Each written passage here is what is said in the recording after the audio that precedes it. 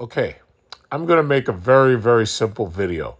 Perhaps I should have done this months ago when I first heard that the used car market was so crazy that they were offering people more money for trade-ins and trying to get people to buy new cars and take out new loans.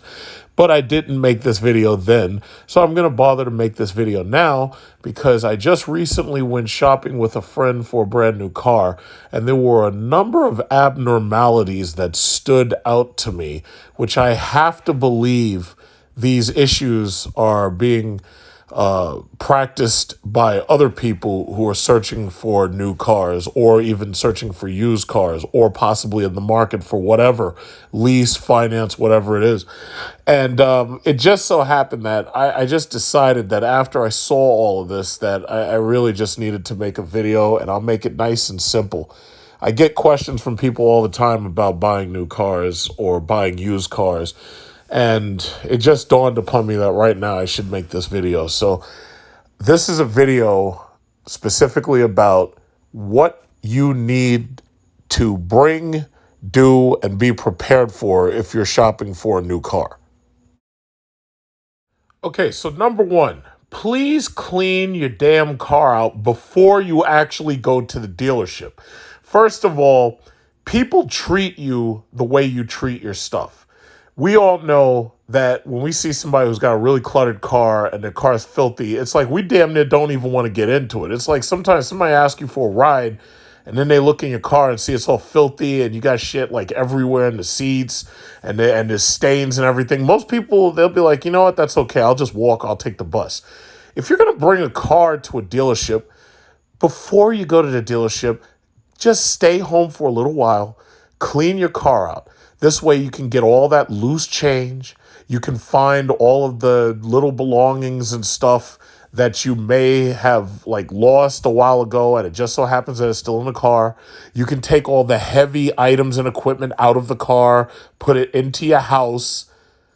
Why would you be waiting till you get to the dealership to try to start cleaning up the car? Now, I'm not saying you have to simonize it or do details and all that. Just please, just clean out the car. Like your trunk should be empty. Anything that you think that you want to keep, like jumper cables and all that stuff, shoes, hats, leave that stuff at home. Like there's no reason why you should be bringing a car filled with junk and clutter to the dealership just so you buy a brand new car and now you got to transfer all this shit from one car to the next car. Like that's the most ludicrous thing I've ever seen. It's ridiculous. So you bought a brand new beautiful sparkling car on a lease or finance or whatever, and now you just transfer all of this hoarder garbage from one car to the next. Please just take some time at home the night before, the morning before you go to the dealership. Just clean your car. It saves a lot of time later on, and the dealer will have just a little bit more respect for you if they don't know that you're secretly a hoarder and you're living in piles of trash, even in your house or in your car. Just please, just clean your car, please. Number two, make sure that you either print out or otherwise bring your car's payoff amount, your title for the car, any keys that the car came with, and any other relevant paperwork, such as possibly even your loan statement. First of all, let me just say it like this. If you have a car that's not paid off and you take that car to the dealership, you're already starting off at a loss. The reason why is because the dealer basically will see your payoff. They will tell you that your car is not worth as much as the payoff is. And then they will basically try to offer you less money than it would actually take to pay off the car. This way, they can roll the negative equity from that car into your next car. So let me give you an example. Say that you're trying to buy a brand new, I don't know, a brand new Cadillac. Say that right now you're driving around in an older car that might be, I don't know, a Toyota, and say that you owe $10,000 on that Toyota. Now, the dealer is going to take a look at that Toyota and say, okay, we're not going to give him the full 10,000 that it would take to pay that loan off. So what we'll do is we'll say, okay, your car is worth 8,000. And then they'll take the 2,000 that's left over from that 10,000 that it would take to pay off your loan, and they're going to factor that into the next loan. So let's say the Cadillac was worth $50,000. Well, now what they're going to do is they're going to take that negative equity, they're going to roll that into the Cadillac's value. They're going to charge you $52,000. Then they're going to charge you taxes, dealer fees, and they're going to finance all of that towards your payment towards the Cadillac. So rather than you being able to pay off that first car, now you have negative equity being rolled into the second car. So I'll say it again. If you go to a dealership and your car's not paid off, you're already starting at a loss. You're already starting at a loss because the dealer gets to finagle the numbers towards your primary car. Typically, when I deal with dealers, my cars are paid off. Now, if they're not paid off, I pretty much demand that the dealer pay the car off before he start talking about the second car, the new car. As long as that first car's note is paid off, then you don't have to worry about negative equity. But the dealers are never going to do that because as far as they're concerned, the cars are depreciating assets and you don't deserve them to pay you what would be necessary to pay that first loan off. So I'm going to just say it like this again. If you come to a dealer and you have a car that is not paid off, you're already starting at a loss. But I will say this. The way the dealers try to finagle these numbers with these new leases, what they'll do is they'll try to remove your negative equity in order to get you into a lease. And at the end of that lease, you have to give that car back and turn it in. So now you don't have your primary car, and now you don't have the leased car either. But at the end, you can wash your hands of whatever negative equity you had. The only downside being now you don't have a new car at all. You don't have a car at all. So that means that between leases, you have to keep saving up enough money for your taxes, dealer fees, or down payment, whatever is demanded, in order to get that next new car. So the way it usually works is somebody leases, say, a BMW, Mercedes, Cadillac, whatever. And at the end of that lease, they're turning that car back in and you can totally wash your hands of that car. The problem is if you go back to the dealer with some level of negative equity, which is one of the reasons why they sell gap insurance in order to try to remove negative equity from a lease. The problem is if you have negative equity and you're going back to the dealer to get something new, that means that you're starting at a loss because they are going to finagle those numbers. They're going to take your negative equity. They're going to roll it into the new vehicle.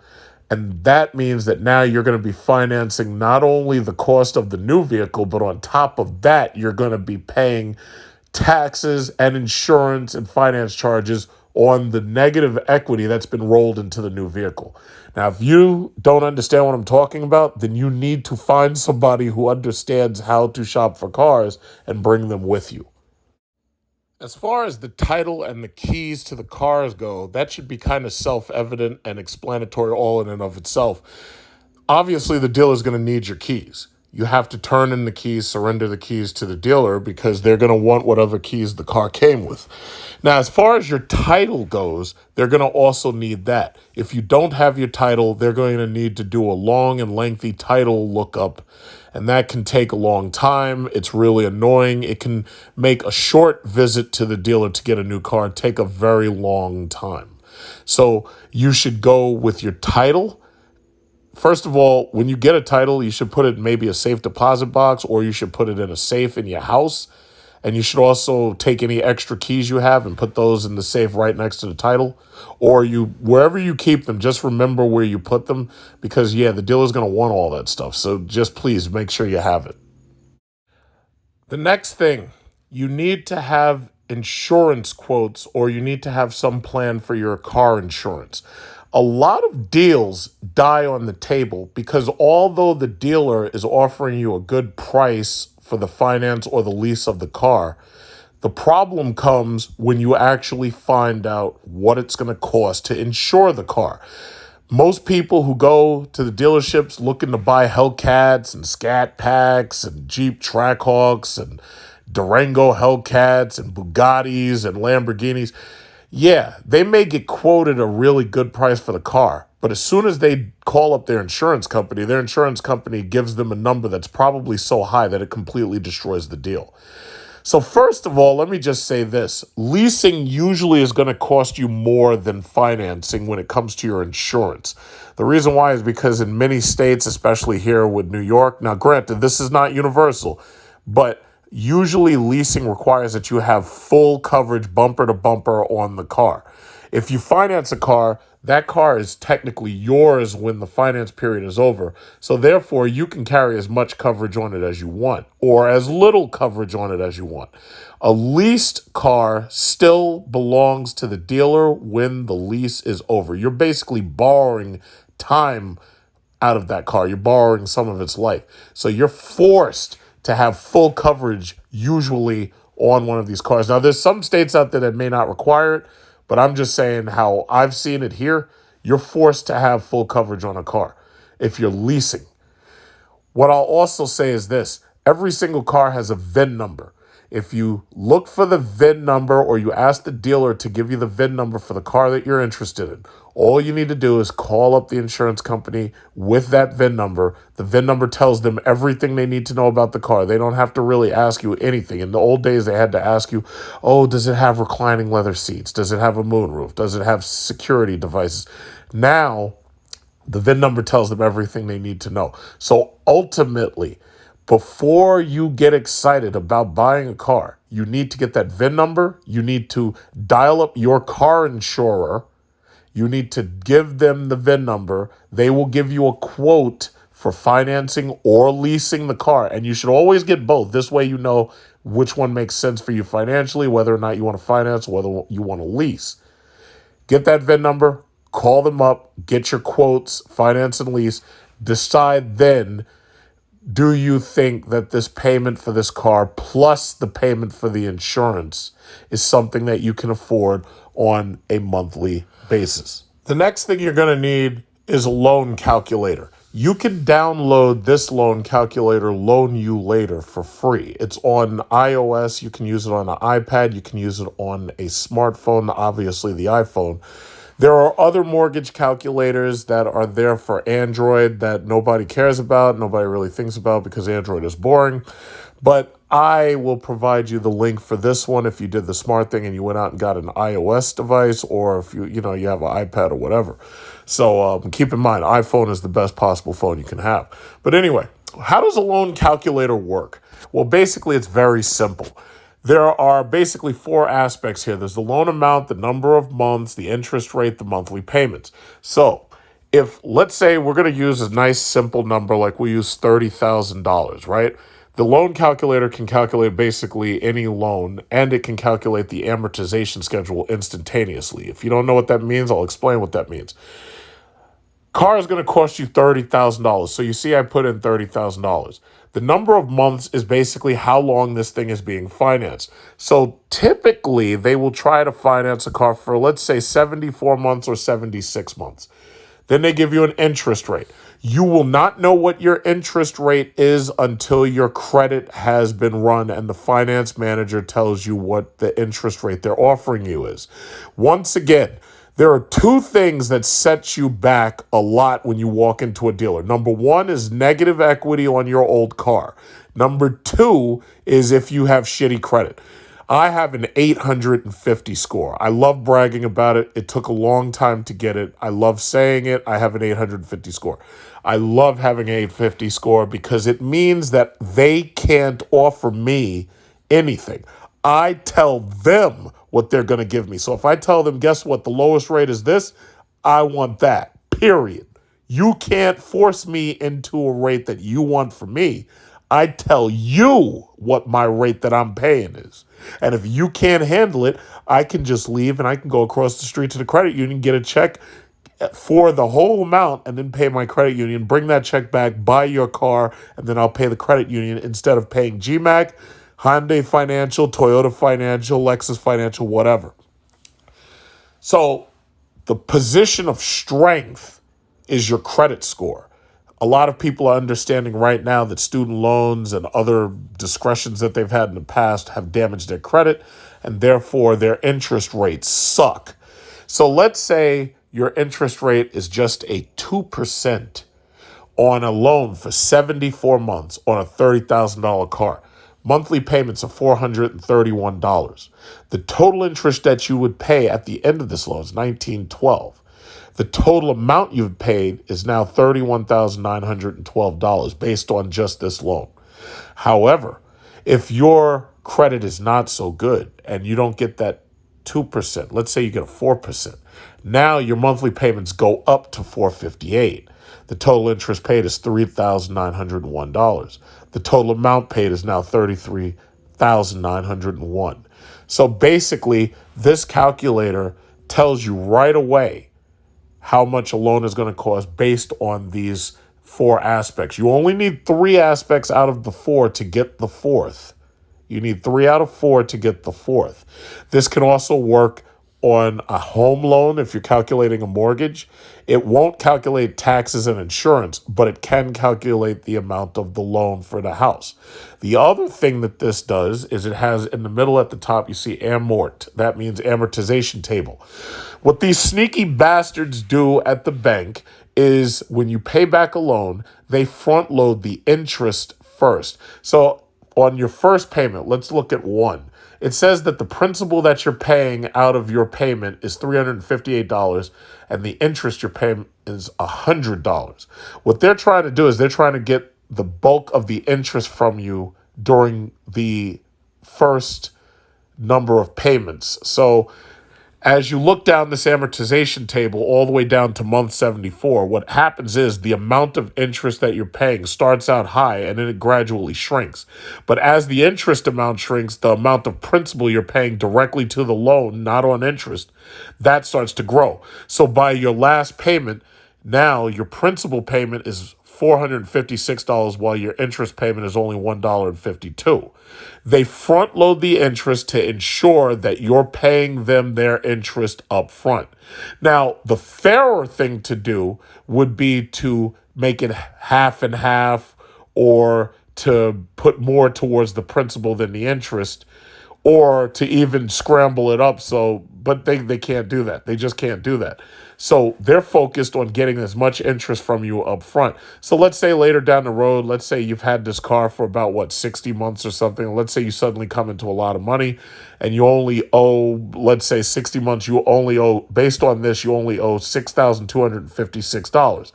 Let's say you suddenly came into $7,000. You decide to take that whole $7,000, pay the whole thing off. Well, they've already made the bulk of the interest off of you because the longer this loan goes on, the less interest you're paying over time because it's slowly counting down and the more principal you start paying as it slowly counts down. So by the end, you're paying mostly principal, but by the beginning, you were paying mostly interest. Hopefully you understand what I'm saying. So yes, that's the reason why a lot of people who are paying on student loans and paying on mortgages who've had interest-only loans, they didn't understand why it is they kept making payments, but the principal amount that they owed wasn't going down. It's because in the very beginning of your loan, the majority of the money is going towards the interest. And that is something you need to be familiar with. It's called your amortization schedule. Sometimes when you get a loan from a home loan mortgage company or you get a loan on a car, sometimes they'll actually print out the amortization table for you. Most of them won't do it because they don't want to spend the money on the ink and the paper. These are some cheap-ass people. The bottom line I was trying to explain to you here with having this loan calculator is once you understand how to use it, it allows you to calculate student loans, home loans, car loans, whatever, any loan. But it also shows you exactly how much interest you'll have paid by the end of this loan, and it shows you the total cost of the car. That car at 74 months will cost $30,000 plus $3,901, and that will total $33,901. Now, here's the problem, though. The car dealer will show you this number, and they'll say, yes, well, guess what? Your monthly payment is $458. But what happens if you say, well, I can't afford $458. I can only afford $350. So what will they do? You can't change the interest rate because your credit is whatever it is, but your interest rate that came back was 4%. What they will try to do is they'll try to change the number of months. They will try to increase the number of months. So it went, notice how what I did was I went from 74 months to 101. There are some subprime banks that will do 144-month financing. That's 12 years. Some banks, credit unions, some of them will do 96-month loans. That's 8 years. Typically, what you're normally going to see is you're going to see them offer you a term between 72 months, 74 months, or 76 months, but it can go higher. So what they'll do is they'll change the number of months in order to meet your monthly payment at $350. That's the reason why a lot of times you may have heard these gurus tell you never tell the dealer exactly what you can afford to pay. Because what they'll do is they'll either change the interest rate or they'll change the number of months. Or in some cases, they may even change the loan amount, but they will try to finagle these numbers so that it works out for them. It doesn't always work out for you, but it will work out for them. Otherwise, they won't do the deal. So as you can see, I told them, okay, I can pay $350. So what they'll do is they'll increase the number of months, and now I'm paying $35,000, $35,350 for this car with a total interest paid of $5,388. Now let's say my credit is really shitty and I have to go to 12-month, 144-month finances or 12 years. Number of months is 144, 12 years. Now my monthly payments go down to $262, but the amount of interest that I have paid has risen because the term of the loan has gone up. So now I'm paying $7,822. At the end of my loan, I'll pay $37,822. Hopefully you understand how this works based on what I'm showing you, but that's just what it is. So understand, what this basically means is that somebody who has low interest rates because they had high credit scores is ultimately going to be paying less than you, and they're going to be saving money. So if they got a 3%, the monthly payments would be $248, and we would also not be financing this long. We'd probably be like at 72 months. The monthly payments might go up, but the total amount of interest goes down. So they'll, at the end of this loan, have paid less money than you would have. Once you understand how to use a loan calculator, all loans make sense. All of the dealer tactics make sense. All of the home loan mortgage officer tactics make sense. All of the government-run student loan operations make sense. The problem with your psychology is most of you are concerned with monthly payments. Most of you make the mistake of trying to get this, what is it, a $70,000 Hellcat for 96 months. Your credit is shit, so you have a 6.85, and they tell you your monthly payments are $949. And you say, well, I can't really afford that $949. So what they'll do is they'll increase your number of months to 144 months, and now you're paying $714. Unfortunately, by the time you finish paying off that $70,000 Hellcat, now you've paid $102,000. So what would happen? Once these, well, first of all, as far as I'm concerned, most of these cars in general right now, BMW, Mercedes, whatever, most of these cars are played out. So what you'll try to do is you'll make mistake number one. You'll try to take that car back and trade it in when it has negative equity. And as I said in the very beginning, if you're trading in a car with negative equity, you've already set yourself up in a losing position. If you walk into that dealership and your credit is lower than a 760, you've already set yourself up for a losing position. And that's just what it is. That is how the loan calculator works. Download it, learn it. Learn it before you go to the dealer. And I guarantee you, especially if you bring an iPad with you and you whip this loan calculator out when you're at that dealer and you understand how to use it, that dealer is going to be like, oh shit, this person knows their shit. I can't cheat this person because they know their shit. That's the bottom line. You really need to learn. All right, so the last two, I'm going to try to make these as simple as possible. New car or used car. I'm going to tell you right now, I don't buy used cars. I don't even like the smell of the last person in my car. In fact, it kind of bothers me that the guys who are in the service department have to get in and out of my car and they got to boot it up and they got to test it and stuff. I don't want nobody in my stuff at all. I'm sorry. I want that car to be not only spotless, but to be smellless. I don't want nobody, because, a lot of these people have horrible hygiene. They smoke in cars. They got their filthy ass dog in the car. They got their filthy ass cat in the car. Usually it's not a cat because cats jump out the window and they get hit by other cars. But usually it's the dogs. Filthy ass dogs, dog hair, dog pissing on the seat. No, I don't want used cars at all. Now, I understand that there's a lot of people, you don't really have a choice. It's like you're going after a car model that you can't really afford, so you have to wait until it's depreciated. Okay, fine. So some people will say, oh, yes, well, I always buy used cars because, I'd be a fool to pay that negative depreciation. The first guy paid that, and I'm getting this car at a discount. Yeah, but when you get in and out of your Mercedes, it smells like back sweat from the last guy who was in it. Or worse, it's got scratches because the woman who was in it before you, she didn't, she had like press on nails or something and she scratched the paint. Or the car, she spilled something because she always drank coffee and they tried to detail it out and they just couldn't get that smell out of there. Or, listen, it's up to you. If you want a new car, you're probably better off getting a new car. I don't want to buy nobody else's problems. And I know somebody will come back at me, oh, yeah, well, according to the calculator, when you drive a Lamborghini off the lot, it loses 30% immediately, and then it loses another 20. Listen. If I'm buying a car, that shit got to be new. I will actually buy a lesser model just to make sure it's a brand new car. So, for example, what most people are doing right now, they can't afford Hellcats, so what they're doing is they're buying Scat Packs. Or they can't afford a BMW M5, so they're buying a BMW M3.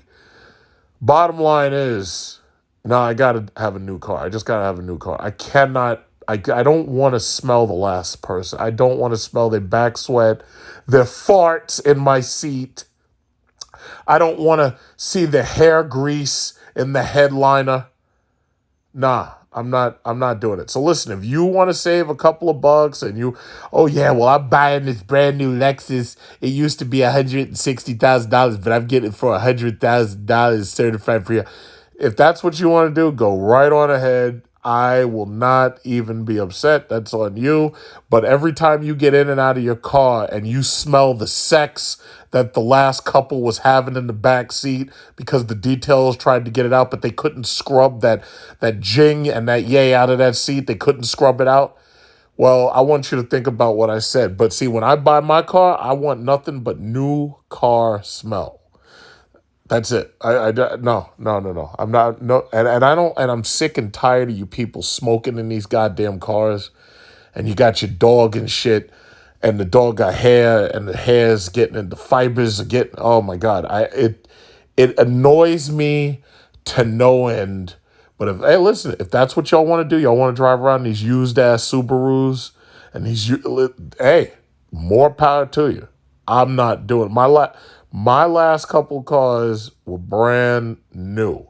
Aside for the miles that they ran up, getting it on and off the truck, and the dealer had to take it and test it before handing it to me, those are the only miles I want on that car. When I get in my car, I want to be able to lick the headliner and taste nothing but myself, okay? That I know it doesn't make sense.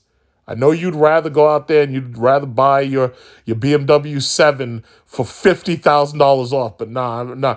What is it? It's still right now we're in 2021 and you're buying cars from 2012. It's like, nah, I don't do that. Sorry. So you have fun. You guys have fun. The last major important besides new or used is, are you going to lease or are you going to buy? Now, I'll just tell you very simply. The problem with these vehicles right now is that all of these things are basically depreciating assets. Unlike in the old days where they were made of solid metal and they were made of leather and wood and stuff that didn't really break down or depreciate, or at least they did so slowly that, you weren't facing plastic pieces that easily break and stuff like we have now. All this shit's being made in China and shipped over here. Leasing a car means that you're basically paying for use or rental of the car. I can't really use the word rent, but basically you're renting time of that car, or you're renting some of its life. But at the end of your lease, you have to give it back to the dealer. And then the dealer is going to scrub it out, and they're going to scrub the back sweat and the dog hair and the feces and the urine and the sex and stuff. They're going to scrub that out of the seats, and then they're going to sell it to the next guy certified pre-owned. So you're going to be able to get your 2019 BMW 5, and you'll be able to pretend that it's brand new, when the reality is that the last lady who was in it, she probably peed on herself, and they had to scrub that out of the seats. But the bottom line is, when you lease a car, you're getting a car brand new, you're using it, and then you're giving it back. Now, they always used to have what was called lease with the option to buy. Lease with the option to buy is still here. It's just under a different term. Basically, when you lease a car and you have to take it back, you have an option to refinance that car out of the lease and into a finance term.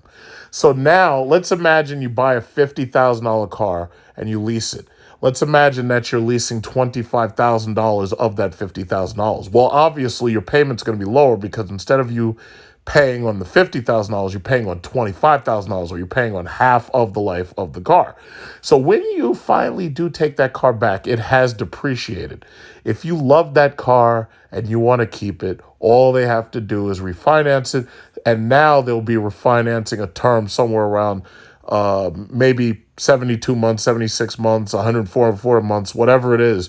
But the thing about it is, now the number that you're looking at is the 25,000. So and this happens all the time. Sometimes people lease cars, and those cars may be, they stop production on them. Like, for instance, there's people who leased Pontiac Aztecs, and it just so happened that, as ugly as that car was, there were some people who really liked it. Or there were cars like, I don't know, my Chrysler 300 SRT. They discontinued it. Or there were other cars that were discontinued.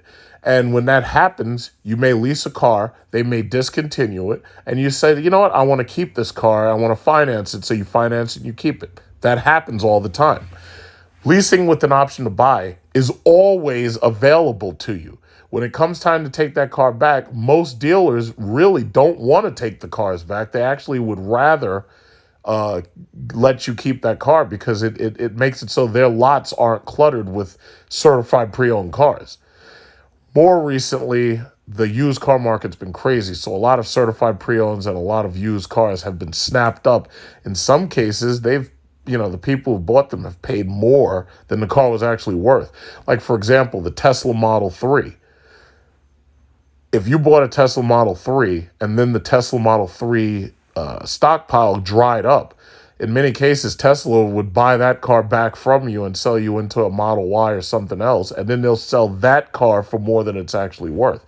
And there are a lot of people out there who are so desperate to get certain models of cars that they're willing to pay more than they're actually worth. So what I'm saying is this: it's a decision that you have to decide on. Leasing has lower monthly payments normally, because of the fact that you're only, purchasing half the value of the car. But leasing usually carries higher insurance cost. So, you have to have bumper-to-bumper insurance instead of just being able to cheap out and have less insurance, so that you can keep your monthly payments low. As far as financing, when you finance most cars, I had heard a term where people used to say you should lease German but buy Japanese. Ultimately, what they're saying is you should lease the high-tech, advanced cars, but you should finance the low-tech 4 cylinders and 6 cylinders. And the reason why is because, obviously, those cars are going to last longer because they have fewer parts, they're less complex, and they're going to give you less trouble. Wherein the high-tech cars have more parts, more complexity, and they're going to give you more trouble. So that's what they used to say. They used to say lease German, buy Japanese. Now, my thing is, you don't have to buy Japanese. because even American cars have caught up to Japanese cars. For people to cap and lie and say, oh yeah, these Japanese cars are so much better. Yeah, well, when your piece of shit Honda is 2 miles behind me because I'm driving past you in a supercharged Hemi, yeah, well, you could tell me all about how reliable your car is because you're like 3 or 4 miles behind me in another county. But, you know, you can hypermile your Toyota Prius all you want. I drive my car at 100 and something miles an hour on the regular, and I haven't had any problems with my engine. But bottom line is, that's what they used to say. They said, lease German, buy Japanese. I'm not interested in, I'm not interested too much in some of these foreign cars because, they just have designs that don't speak to me. But I do realize there's a lot of you who are lined up to get the next Prius. There's a lot of you who are lined up to get the next Subaru WRX. I know there's a lot of you lined up to get Legacies and Outbacks and stuff like that. So I'm not even going to hate on you. Listen, if that's what you want, go ahead and get it so you can put your dog in the back seat and they can shed her hair all over everything. And then you turn the car back in and it stinks. That's your choice. That's your choice. So hopefully you learned something from this video. Hopefully I taught you a little something with this loan calculator. And, I would say it like this. If you're not a person who's good with finances and you don't know shit, you should find somebody who does and take them to the dealership with you. My recommendation is somebody who, purchases a lot of cars, who's been through the ringer, somebody who's good with money. That's all I can really say. And there are people like that around. You just have to figure out who they are and take them with you. I mean, if you don't feel comfortable buying a car, get somebody who's in the know, because chances are they know everything that I'm talking about and they're ready to put it into action the moment they get to that stealership. Like, we call it stealership because they be stealing from you and ripping you off when you walk in with negative equity or you walk in with a low credit score. So that's all you really have to do. Find somebody who knows what they're doing, take them with you, and they can help you keep you from getting ripped off.